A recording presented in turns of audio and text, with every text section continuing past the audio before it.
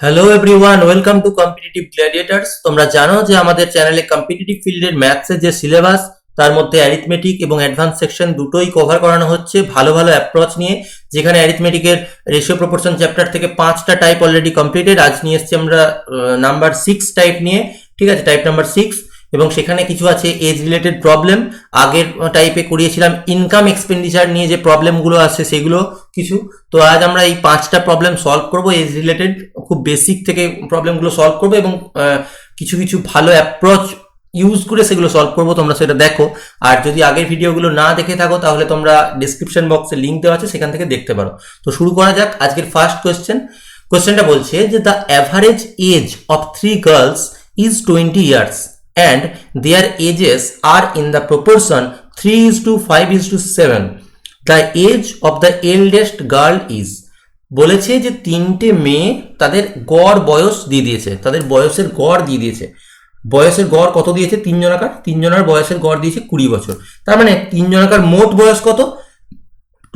Total age কত? না, total age হচ্ছে 3 × 20 সমান হচ্ছে 60 ইয়ার্স, তাই তো? 60 ইয়ার্স। এরপর দেওয়া আছে যে তাদের যে বয়সের অনুপাত, সেই অনুপাতটা দেওয়া আছে 3:5:7। সেই অনুপাতটা দেওয়া আছে 3:5:7। বলেছে যে এল্ডেস্ট গার্ল মানে এখানকার মধ্যে কে সব থেকে বড়? না, বড় 3 নয়, 5 নয়, 7 হচ্ছে সব থেকে বড়। 3, 5 এগুলো তো নয়, 7 যেহেতু বড় তাই এই হবে এল্ডেস্ট, তাই তো? এর বয়সটা কত হবে সেটা আমাকে বার করতে হবে। আচ্ছা, এই অনুপাতটার মোট অনুপাত কত হবে? মোট অনুপাত হবে 3 + 5 + 7 সমান 15 ইউনিট। 15 ইউনিট হবে মোট অনুপাত। এই 15 ইউনিট যেটা, সেটা মোট অনুপাত মানে এখানে কি ডিনোট করছে? সেটা হচ্ছে মোট বয়স। আর সেই মোট বয়সটাই তো আমার পেয়ে গেছি, সেটা কত? 60 ইয়ার্স। তার মানে এই 15 ইউনিটের যে ভ্যালু বা মান সেটাই হবে 60 ইয়ার্স, তাই তো? জানতে হবে কোনটা? না, এল্ডেস্ট যে তার বয়সটা, সেই এল্ডেস্ট বয়স কত? 7 ইউনিট আমাকে বার করতে হবে। তার মানে সেটা হবে 60/15 × 7, অর্থাৎ 15 4 দিয়ে যাবে 60, তার মানে 4 × 7 = 28, তো 28 ইয়ার্স হয়ে যাবে answer. Option B will be the right answer. Next কোশ্চেনে আমরা যাচ্ছি, কোশ্চেন নাম্বার 2। কোশ্চেন নাম্বার 2 একটা খুব ভালো প্রশ্ন। দেখো তোমরা, যে বলছে the ratio of Mona's and Bikash is present ages is 9:10। মানে মোনা এবং বিকাশ এদের বর্তমান বয়সের অনুপাত হচ্ছে 9:10, তাই তো? এটা কাদের এজ? না, মোনা আর বিকাশ। এরপর বলেছে যে after 4 years the ratio of their ages becomes 11:12। অর্থাৎ 4 বছর পরে তাদের বয়সের অনুপাত হবে 11:12। 4 বছর পরে হবে 11:12। এরপর জানতে চেয়েছে যে মোনার বর্তমান বয়স কত? What is Mona's present age? দেখো, আমি তোমাকে ক্রস প্রোডাক্টে শিখিয়েছিলাম যে দুটো রেশিও, মানে দু টাইপের রেশিও, যে 4 বছর আগে এই রেশিওটা ছিল আর 4 বছর পরে এই রেশিওটা হচ্ছে। তো তখন আমরা নিচের দিকটাতে যত বছর পরে হয় সেটা আমরা লিখি। তার মানে দেখো যে প্রেজেন্ট এজ হচ্ছে 9:10 এই রেশিওটা, আর যেটা 4 বছর পরে হবে সেটা হচ্ছে 11:12। তার মানে ক্রস প্রোডাক্ট ইউজ করার জন্য আমি এখানে কত ভ্যালু লিখবো? 4। এটাও 4, কারণ দুজনাকার ক্ষেত্রেই 4 বছর পরের এজটা দেওয়া আছে রেশিওটা। এরপর ক্রস প্রোডাক্ট ইউজ করব। ক্রস প্রোডাক্ট কিভাবে অ্যাপ্লাই করব?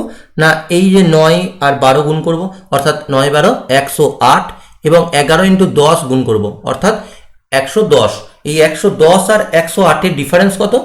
110 - 108 মানে 2। এই 2 ইউনিট, এই যে 2 একক পেলাম, এই 2 ইউনিটের ভ্যালুটা কত হবে? না, এই দিক থেকে 11 × 4 করব, অর্থাৎ 44, আর 12 × 4 করব, অর্থাৎ 48। তাদের ডিফারেন্স মানে 48 - 44, সেটা ইয়ার্স, তাই তো? তার মানে সেটা পেলাম আমি 4 ইয়ার্স। তার মানে 1 ইউনিটের যে ভ্যালুটা পেলাম, সেই 1 ইউনিটের ভ্যালু পেলাম 2 ইয়ার্স, তাই তো? জানতে চেয়েছিল মোনার প্রেজেন্ট এজ কত? মোনার প্রেজেন্ট এজ কোনটা? না, মোনার যেটা আমি প্রথম রেশিওটা লিখেছিলাম, এই যে মার্ক করছি দেখো, সেই এজটা। তার মানে 9 ইউনিটটা আমাকে বার করতে হবে। 9 ইউনিট কত হবে? 18 ইয়ার্স, কারণ 1 ইউনিটের ভ্যালু যদি 2 ইয়ার্স হয় বা 2 হয়, তাহলে 9 ইউনিটের value 18 years, and 18 years will be the right answer, option A. এটা ক্রস প্রোডাক্টে করলাম। তোমরা যদি এটাকে বেসিক অ্যাপ্রোচে বলো যে বেসিক অ্যাপ্রোচ এটা কীভাবে হবে, তাহলে তোমরা সেই এক্স ধরে করতে পারো।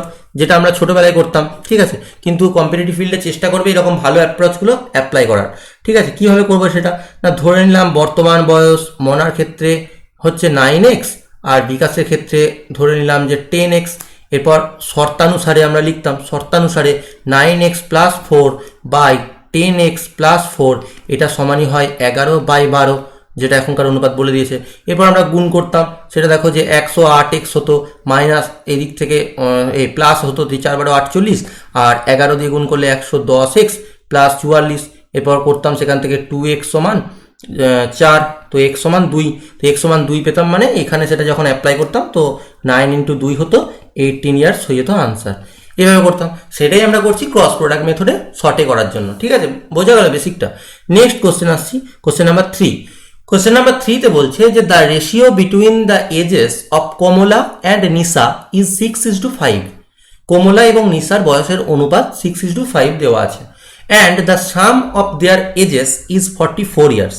The ratio of their ages after 8 years will be. বলেছে যে কমলা ইজ টু নিশা, এদের যে বয়সের অনুপাত সেটা দেওয়া আছে আমাকে কত না 6:5। বলেছে যে এদের সাম অফ দেয়ার এজেস ইজ 44, এদের মোট বয়স দুজনার বয়সের যে যোগফল সেই যোগফলটা কত না সেটা হচ্ছে 44 বছর। 44 বছর।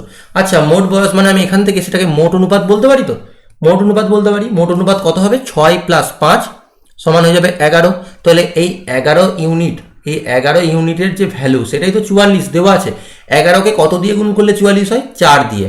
তাহলে আমি যদি 4 দিয়ে, তার মানে প্রত্যেকটা ইউনিটকে গুণ হচ্ছে, তাই তো। তার মানে কমলার যদি বয়সটা জানতে চাই তাহলে তাকেও 4 দিয়ে গুণ করবো, তার মানে 24। কমলার বয়স 24। নিশার বয়সটাকেও 4 দিয়ে গুণ করবো, তাহলে 20 পাবো, সেটা হলো প্রেজেন্টেজ, তাই তো। এবার বলেছে 8 বছর পরে তাদের বয়সের অনুপাত জানতে চেয়েছে। 8 বছর পরে যেহেতু জানতে চেয়েছে, তাহলে আমি এর সাথেও 8 যোগ করবো, এর সাথেও 8 যোগ করবো, এটা হয়ে যাবে 28 আর এটা হয়ে যাবে 32। এরপর যদি আমি রেশিও নিই তাহলে কত পাবো, 8 × 4 = 32, আর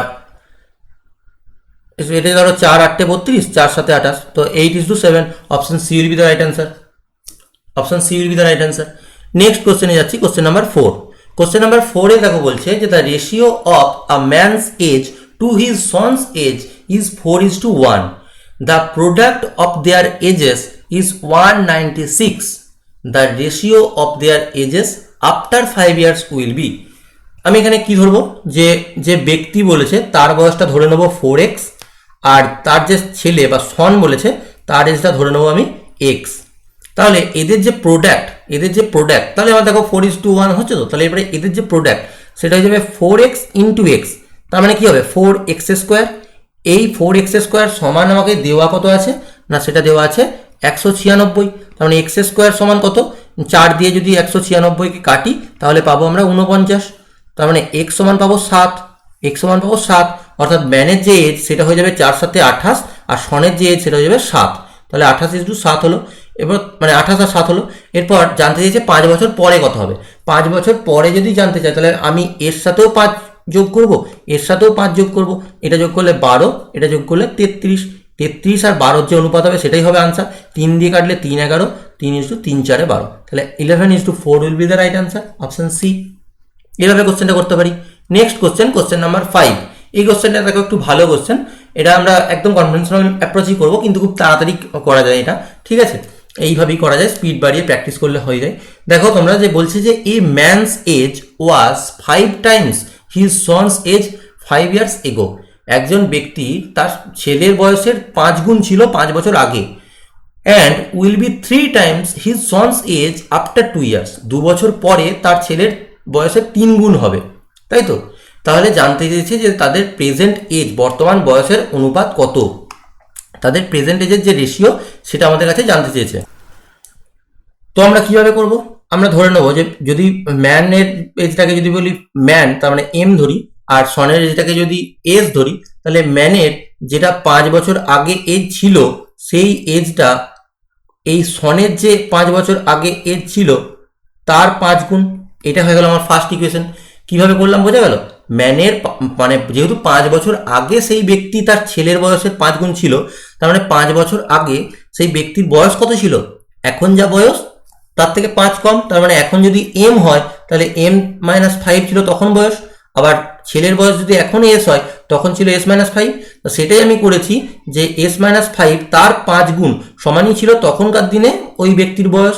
এটা একটা ইকুয়েশন পেলাম। এখান থেকে যদি আমি ম্যান সমান বার করে নিই তাহলে ম্যান সমান পাচ্ছি দেখো 5s -25, আর ডান বাঁ দিকের -5টা এসে +5 হয়ে যাবে, তো -20 হয়ে যাবে, এটা পেলাম। এরপর নেক্সট একটা ইকুয়েশন পাচ্ছি, দেখো বলেছে 2 বছর পরে কি হবে। তাহলে দেখো 2 বছর পরে ম্যানের এজ কত হবে, m+2, সেটা আবার সনের এজ কত হবে, s+2, সেটা বলেছে ম্যান তখন 2 বছর পরে তার ছেলের বয়সের 3 গুণ হবে, তার মানে এখানে একটা 3 বসবে। সেখানে সিমিলারলি আমি যদি m সমান এখানে m এর যদি মানটা বসিয়ে দিই, এই মানটা যদি এখানে m এর মানটা বসিয়ে দিই তাহলে আমি কি পাবো না 5s -20 + 2 সমান পাচ্ছি 3s + 6। তাহলে দেখো 3s এইদিকে চলে আসবে, তার মানে 5s থেকে 3s বিয়োগ হলে কত হবে 2s, 2s সমান হয়ে যাচ্ছে এদিকে 18 যোগ হলে 24, তাহলে s যেটা সেটা হয়ে যাচ্ছে 12, তার মানে সনের এজটা কত হবে 12, সনের এজটা হবে 12। তাহলে ম্যানের এজটা কত হবে না 5 12 60, তার মানে এখান থেকে বসাচ্ছি আমি এসের মানটা বসাচ্ছি 60 - 20 মানে 40। তাহলে আমাকে জানতে চাইছে প্রেজেন্ট এজের রেশিও কত, তাহলে 40:12 হবে রেশিও, 4 দিয়ে কাটলে 4 10 40 4 3 12, তাহলে 10:3 will be the right answer. এইভাবে এই কোশ্চেনগুলো আমরা করতে পারি। এজ রিলেটেড যে প্রবলেমগুলো এরকমই আসে আমাদের এসএসসি বা রেল বা পিএসসি বা ডব্লিউবিপির ক্ষেত্রে, তাই তো। তো এইভাবে তোমরা করবে। দেখো কত কম সময়ে 5টা কোশ্চেন বুঝিয়ে সলভ করা গেল, তার মানে তোমরা বুঝতেই পারছো যে পরীক্ষার হলে এগুলো করার জন্য হয়তো তোমার 20 সেকেন্ড ম্যাক্সিমাম লাগবে, 20 সেকেন্ড থেকে হয়তো 30 সেকেন্ড ম্যাক্সিমাম লাগবে কিছু ক্ষেত্রে তো 15 থেকে 20 সেকেন্ডেই আনসার হয়ে যায় এই ধরনের কিছু কোশ্চেন। যেরকম ক্রস প্রোডাক্ট যদি তুমি জেনে যাও তখন তুমি প্র্যাকটিস করতে করতে হয়তো মেন্টালি এতটাই এগিয়ে থাকবে যে মাইন্ডেই অর্ধেক ক্যালকুলেশন হয়ে যাবে। তো এইভাবে তোমরা করো।